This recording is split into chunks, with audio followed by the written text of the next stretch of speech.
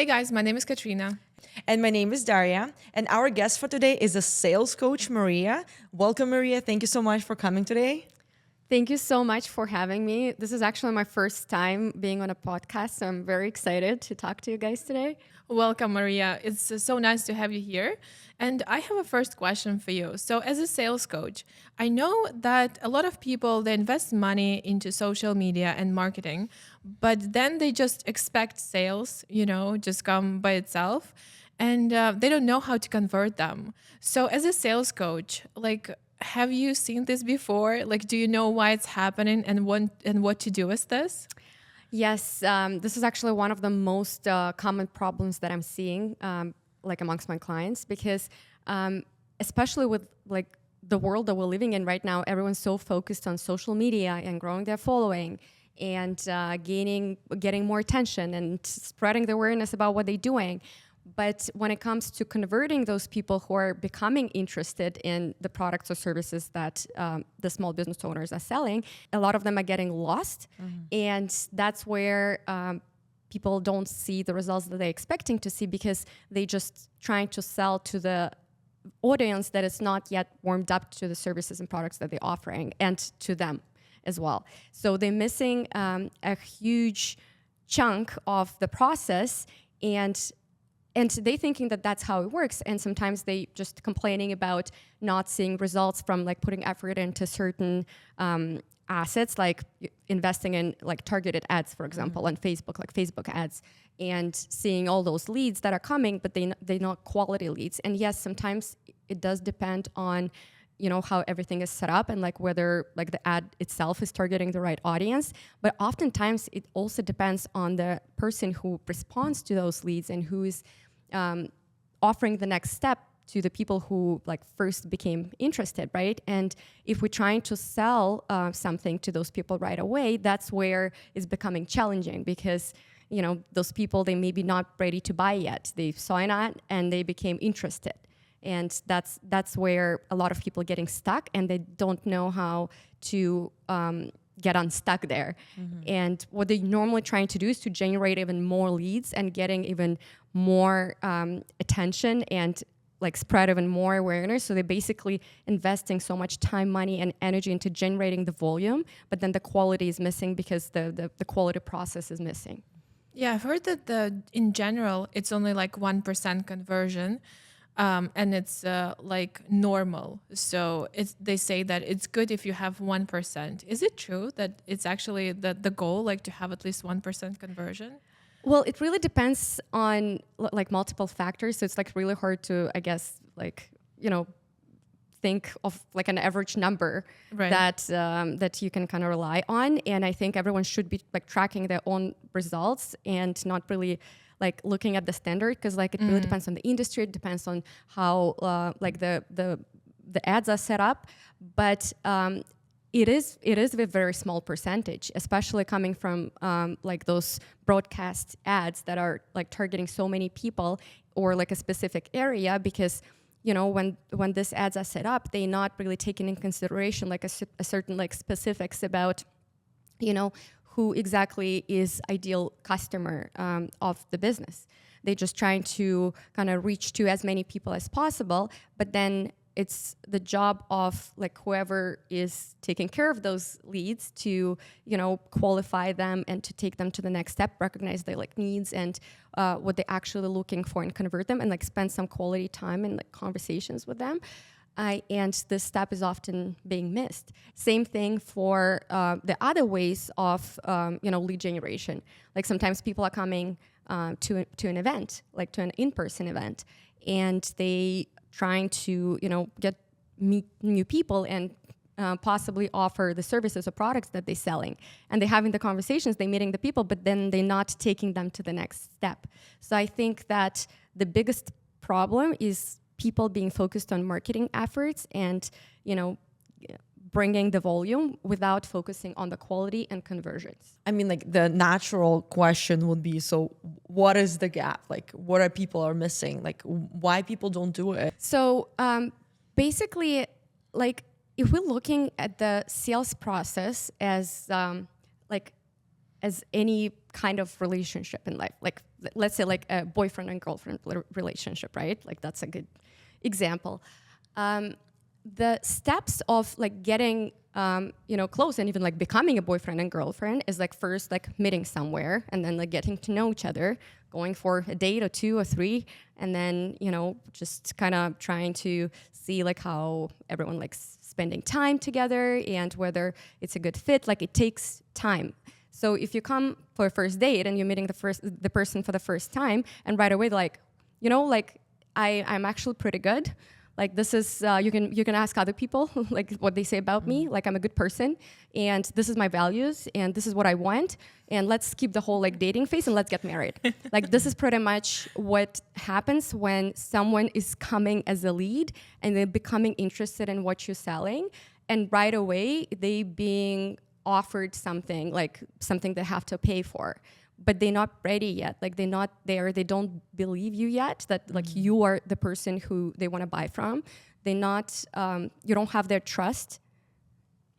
You don't have their trust. You don't have their you don't know what their expectations are.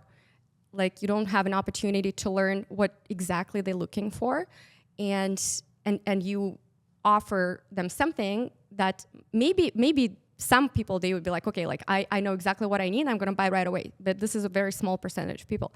Most people, they need to trust you before they can actually commit to making a payment and buying something from you, no matter how good of a service or how good of a product you're selling. So you're saying that it's important to build a trust in the relationship, and it's like during the sales process, right? So would you say that building like personal brand on social media, like, is it that important in order to build this trust?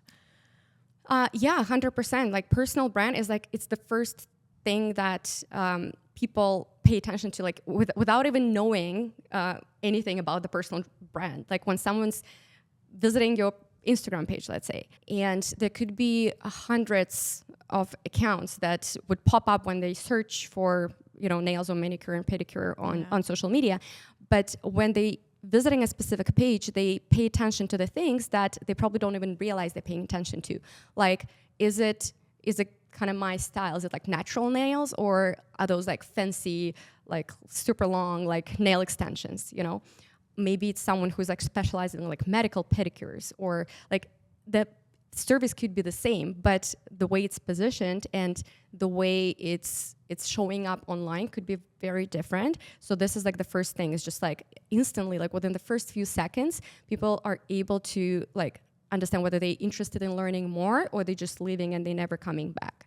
And the second thing is actually learning more, like digging deeper and seeing whether there is some positive reviews about this place. Because like I can say whatever I want online and say that I'm a pro at this and I can do this and post, fake pictures or whatever. So they're looking for social proof. And if social proof is there and they see that like whatever they're seeing, like the work examples and results are there and they're liking them, the next step is to get in contact, right? And this is when the majority of service providers and businesses, they get the first message off, and usually it's something about like, where are you located, or how much is your service? Like they never actually start with sharing what they're looking for. They usually ask those like generic questions and expecting an answer, and they thinking that's all they need is to like know where the location is and like and how much it is, right? And so if that person who like the service provider doesn't ask those questions to kind of see, okay, like what kind of service are you looking for? Like, what are you looking to achieve? Like, do you have any ideas of like what, colors or like styles and you like? Like, are you looking for like, again, like artificial or like natural nails? And like ask those digging questions to kind of see, are we even a good match? Like, would I be able to provide the service that this person is looking for? Or am I just gonna book them right away because they saw the price and they liked it? And then when they come in, I'm gonna do something they're not gonna like because their like expectation was something else. So they not, and they like shooting themselves in the leg basically, because they're not setting themselves like up for a successful relationship with that person without first learning more about what that person is looking for. Yeah, so it's important to have like a conversation first, like to get to know each other kind of thing, right? Yeah, like in any other like human relationship. Yeah. And sometimes people are being afraid of being like salesy or like pushy and Yes. and they're afraid to ask questions because they don't want to be like, they think, oh, like I'm gonna be so annoying if I ask those questions. Like this Yeah. person is asking for a price, so they're ready to buy basically. So I'm just gonna answer their questions and book them in. Like I don't want to scare them away. But this is very different like perception of like a sales process, and I think like it's very rare that you could actually see those pushy tactics like anymore. Like it used to be like that in like a used car dealership kind of sales process where the goal was to make people feel uncomfortable, so they would just like buy and leave because they can't like handle the pressure anymore. And right now, I think the most popular approach that is actually working from what I'm seeing, and this is the approach that I'm like focusing on and what I'm usually teaching, is a human-centric approach. So it's when you put the customer and their needs in the first place, you're learning about how you can solve the actual problem before you offer any of your services. And it has nothing to do with being pushy or offering something that they don't need, because you can only make someone feel pressured when you offer something that they don't need. But this is exactly what you're gonna do if you're afraid to ask questions, because you're just gonna be kind of forcing your service on someone whose like needs you're not aware of. So that's why even from the service perspective, not just from the sales, it's important to ask those questions and learn more about the problem that a potential customer is trying to resolve with your help. And it's also important to remember that people don't buy gym memberships. They buy the idea of being fit or in a better shape. Like people don't buy Botox, like they buy wrinkle-free face or younger face. So it's important to understand what exactly you're selling and like how your product or service is changing someone's life, and even if it's something small.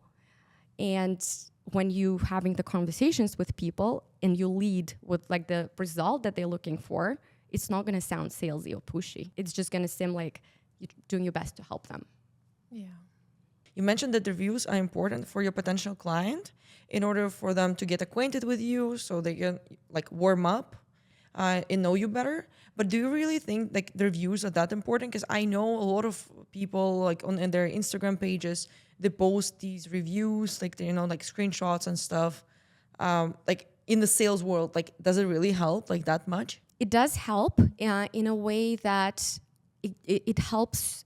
It's just gonna be very weird if you come into someone's page and there is like no reviews or testimonials and there is like no other customer's experience, because we may not read all of the reviews that are posted there.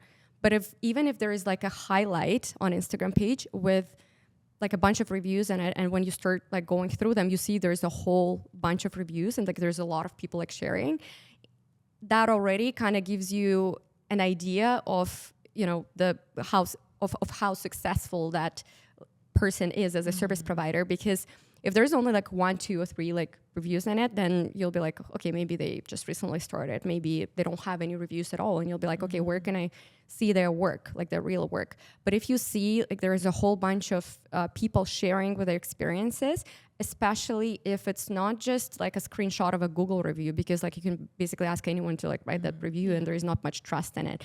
But if it's what's been working really well recently is like screenshots of like a text message or like a comment with like an Instagram tag of a person who left a comment that they actually liked something. Or the best thing is the customer actually, like a happy customer taking like a video or a picture and sharing on their page, and then a business like reposting this picture or like posting like a video testimonial. And especially because everyone loves videos now, and that's why like reels are doing so well, and like all the interviews and like video podcasts and stuff like that. So if your customer can say a couple of words at the end of the appointment and like show the results and say that they're happy, and the business posts it on a regular basis that, okay, like today we got 2 happy customers, like, the day after, like they're posting something again. And it's not, you may not like read and watch, but if you see they doing it all the time, first of all, you see they're busy and they actually get customers on a regular basis. And second of all, like if somebody is not happy with what they got, they're not going to agree to like record a testimonial like that, right? So it does help. And for business owners who sell their services online, it is important to, like if they do it through social media, like there's only like that much you can do, like post it on highlights, like sometimes post it on stories. But if you have like an actual sales page and you're selling something like via sales page, via the link, that's where it's a good idea to kind of post different like screenshots and people like sharing with their experiences and highlight the information that you want people to read 100%. So like if you highlight the best part of each review and you actually underline it, people will pay attention to that even if they're too lazy to read the entire thing. So yes, it is 100% important, and people do get lazier now with like reading the reviews, but it doesn't mean that the businesses should like just stop posting them, because this is the one of not so many ways of like building trust online. Yeah. I feel like just most of reviews are so cheesy, especially those video ones. They're like UGC, right? Creators or something? No, UGC would be different. I feel like what I meant is just like I would put you like in front of like me here and be like, oh, could you like record a video how much like you like my services? And be like, yeah, Dasha is nice. I like her. I love it. Yeah. Thank you. Goodbye. Yeah, like there's different approaches that you can use to do that, because if you setting it up and you're like putting someone like on a spot in front of the camera, I'm like, okay, like talk about how great I am, then it's gonna sound cheesy. But if you just recording and you have your like voice behind the camera saying, hey, just wanted to show you like the results that of my work with this wonderful client of mine. By the way, her name is Dasha, and like, what do you think? Like, do you like it? And you like ask on the spot, like while you actually, talking to people with your like behind the scene voice, like it sounds more natural, because like it's like recording like a B-roll, like recording like from a third person, the scene that would have happened anyways. Like if you trying to be like natural in this process, then it's gonna look natural. If you like setting it up, then it's gonna look fake. But I think it's just very important to be yourself. If you're asking your clients anyways, like, did you like it? Like, what do you think? Like, how do you like this color? And they responding, and you just put it on camera, like it's gonna sound natural, because that's what you would have asked them anyways. Yeah, I think that's why you need a sales coach, because like it looks so simple, like just a review, like how bad it could go, right? And there are so like small details to this that the business owner has to take in mind and like incorporate in the review, and how to present it and how to show it to the world to make sure that they keep building the trust. So that's for sure why you need a coach. Yeah, and with reviews, like it doesn't mean that you have to do it with every single client of yours, because then it's just becoming another job. It's just like sometimes you could like record a video testimonial. Sometimes you can take a screenshot of the message. Sometimes you can repost someone's post. But as long as people can see that on a regular basis you're getting positive feedback, I think that's what matters. And just encouraging people to like comment and share the experiences, I think is the minimum that the business owner can do. Besides coaching, you also do events, like networking events. Could you please tell us more about the events that you are organizing? How often do you have them? What exactly is happening during these events? Like, can you please tell us more? Yeah, of course. And this is one of my favorite like parts of my job. And the idea behind the events, I actually started doing the events 2 years ago. And the idea was to provide another opportunity for people to generate quality leads and quality contacts, because you can meet like 100 people online and not meet, but like have as your followers or people that becoming aware of your services. But when you meet someone in person, the connection that you having with a person in real life is much more quality. And usually those connections, they lead to something bigger than just meeting a person. So when I used to work at Good Life Fitness, we would do events on a regular basis, because this is how we would make members, connect with each other so they can actually, feel like a part of a community. And these were the days when the members could bring their like family members and friends usually. And this was the days, not coincidentally, that we would close the most sales. Like they were so successful because, first of all, like you have a reason to call someone who you maybe haven't been in contact for a while. Let's say I have 50 people who like once became interested in my services, but then never actually bought from me. And then instead of following up in an old school way when I'm just kind of following up and like, so like, when are you coming? We have exciting promo going on. Event gives you an opportunity to call with something unique and something really special. Because like you're not doing it just for them. Like you're organizing an event and you want them to be a part of it. And there's other things involved in the event, not just the idea of them buying something.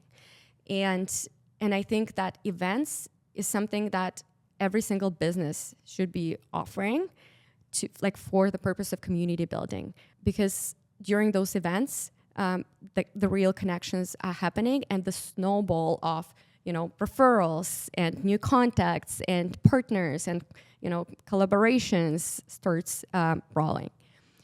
And when I organized my first event, I thought nobody would come just to talk to other people and to listen about marketing. So I actually integrated like a preserved flower workshop in the event. So there's like something for people who are not interested in marketing or who are like extremely introverted and they're not looking to meet new people, but just kind of to give them a reason to get out of the house and come and join the event.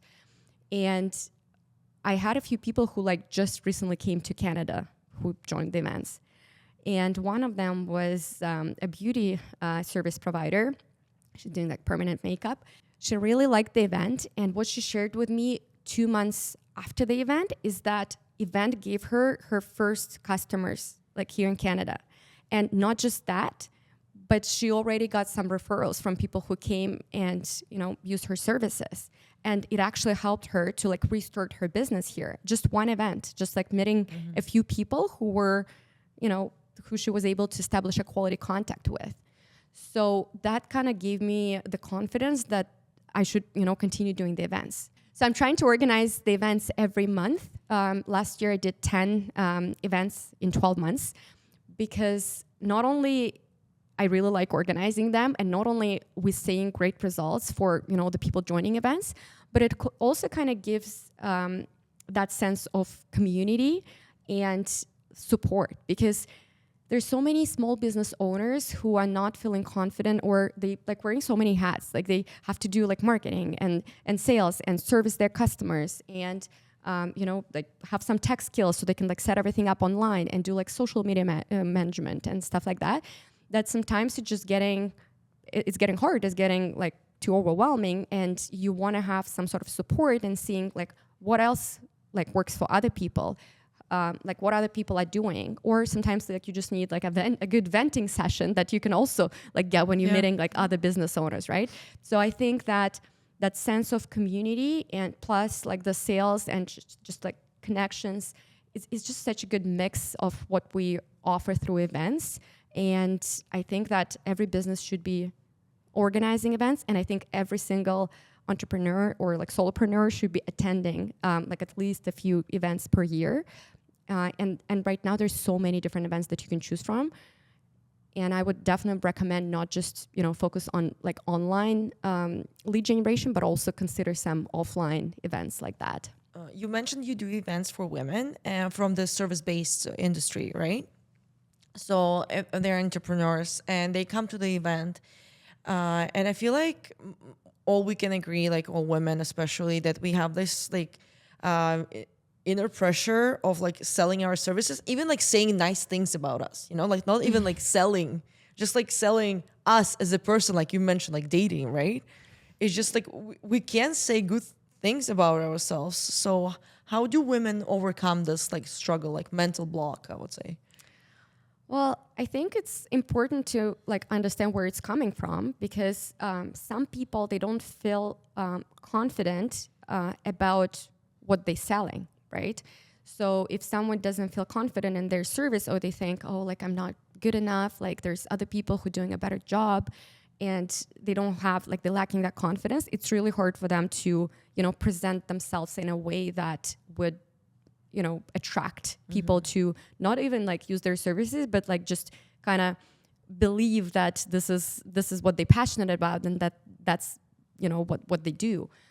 The second problem, I think, is when some people are being overly confident. So they're thinking, my service is so great, like I'm doing it so much better than, other people in the same industry, and people should, find me. Like, I don't want to be like looking for people. Like, I don't want to be like offering my service. I don't want to like convince people to come to me because I'm doing such a great job. People should be coming to me. Like I'm just going to like sit and wait for them to come. And in reality, like right now, the most successful businesses are not the ones that are providing the best and most quality services or have like the best quality products. The most successful businesses are the ones who have the most attention and who have the most awareness. So sometimes even when, we feel like we're doing everything great and like, why would people not buy from me? There's still the sales component and marketing component that comes with, being a business owner. And for the service providers, especially because they are so focused on providing good service and like focusing on their specialty, they are oftentimes not thinking sales. They think, I need to get fully booked. Like I want to be fully booked. And they're putting effort into getting fully booked. And sometimes they do. But then if all they do is servicing their clients without leaving any time for sales and marketing, then it's really hard to stay fully booked long term, because people that you have right now, they're not going to stay forever. Like people are going to have different circumstances. Somebody's going to leave. Somebody's going to like find something cheaper maybe. Someone may not need your services anymore. So you always need to kind of have a whole like process set up and spending at least, 30 minutes to an hour per day on like sales and lead generation activity. So you always have that flow of new people coming in, and you always have people you can reach out to if you have like an opening. So to answer your question, there's people who don't feel confidence, and they don't feel confident presenting themselves and talking about what they do. And then there's people who are very confident in their services, but they don't think they need to, promote themselves. There's also a third reason that actually could be for, both types of people that I just described, is having bad experience like with sales with someone else. Like maybe if you felt uncomfortable when somebody was trying to sell something to you and you didn't want to feel that way again, and you don't want to make other people feel that way, and you're thinking like, why would I, try to like push something, or like I don't want to be pushy, like it just comes back to that kind of mentality.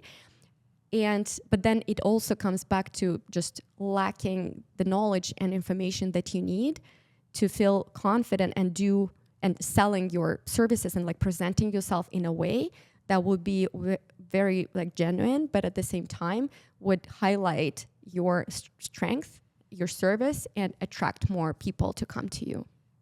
You have so much knowledge that you share with your coaching and with your events that you are organizing. I also heard that you had a membership program. Can you please tell us more? Do you have it right now, and how does it work, and what's included in it? Yes, the membership idea was actually based on both like coaching and events. So it's like an online version of networking events and one-on-one coaching. The only difference is that the coaching included in the membership is one-to-many. So it's like a group coaching calls. So my membership includes courses, coaching, and community. So the courses part is for people to even like learn the right approaches to sales and the basics, like basically like a sales 101. And then after they complete the course on a weekly basis, they get a lesson, because like sales and marketing is not something that you can learn once and then like apply the knowledge your entire lifetime. like everything's changing so fast, and it's very important to like stay sharp on like what's going on in the economy, like what your competitors are doing, like market research, and there's just so many components. But because business owners and especially solopreneurs, they don't have that much time to kind of keep track of everything.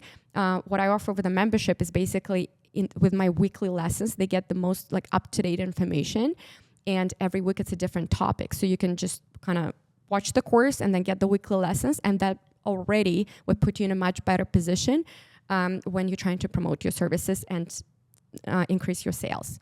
And then the coaching component is when, you know, if someone has like a very specific question that cannot be answered with the course or, you know, the lesson, they have an opportunity to ask those specific questions about their business and like the scenarios that they are facing on a regular basis, or like the problem they're trying to resolve. So they get like a weekly coaching call where they can ask those questions.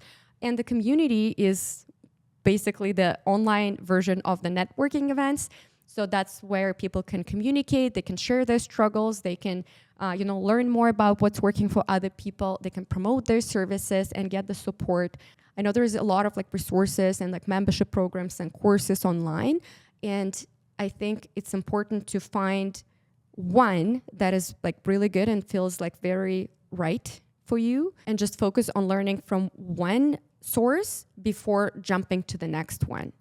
Because it's also so easy to get like overwhelmed with all the information that is available right now, that people are just watching all that and like hearing all the things, and they're like, there's already so much I'm doing, like I don't have time to add another thing, you know, in my list. So and they choose to just, you know, continue with the process that they had in the past. So I think as long as you're learning something new and you're applying it right away, the results will come with that. Yeah, I think the most important thing is to apply. I think it's the hardest and the most important one. Like as you're saying, there's a gap when we generate the leads, but we never convert them. So there's like the action part is missing. Yeah, that's amazing. Exactly. And it's so easy like to fix. It's just like a new habit that has to be established, and then it's a new process, and you just follow the process and it's exactly the same steps. Yeah. Okay, Maria, we had a wonderful conversation with you today. Thank you so much for sharing your expertise. So I'm pretty sure it's going to be very helpful for a lot of women, especially who are watching us, or anyone who's doing their sales online, basically everyone, 100% of people. And I think you also have very outstanding like resources that we can all use and help ourselves to sell better online. Thank you so much, Maria. It was a real pleasure. Thank you. Thank you for having me. How are you feeling? Good. Well, there's a few parts that you're going to have to cut because I was like, sometimes like I would start answering the question and then I forget what question I'm answering, and I'm just like going and I'm like, I don't know where I'm leading with that.